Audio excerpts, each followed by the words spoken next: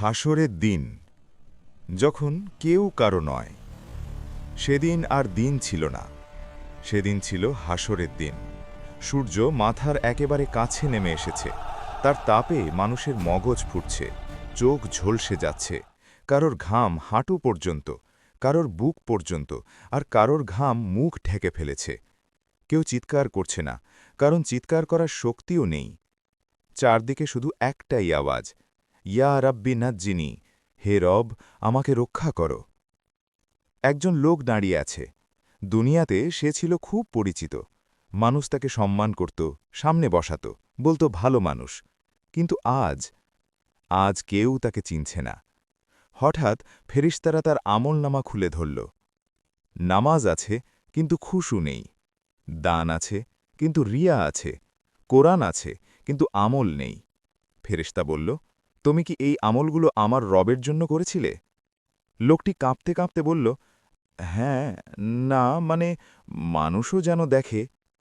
সেই মুহূর্তে আকাশ কেঁপে উঠল। এক ঘোষণা এলো, যে আমল আল্লাহর জন্য নয় তা আজ বাতাসে উড়িয়ে দেওয়া হবে।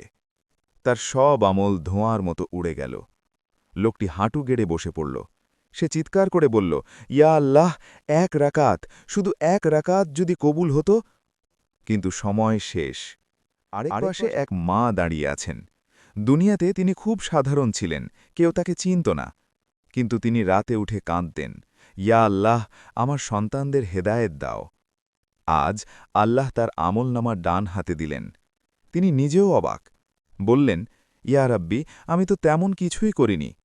আল্লাহ বললেন, তুমি আমাকে ভয় করেছিলে গোপনে, আজ আমি তোমাকে সম্মান দেব প্রকাশ্যে। হঠাৎ একজন ছেলে দৌড়ে এলো। সে বলল, আম্মা, আমাকে চিনছ? মা তাকালেন, তারপর চোখ ছলছল করে বললেন, তুমি আমার ছেলে, কিন্তু আজ আমি তোমার কিছুই করতে পারব না।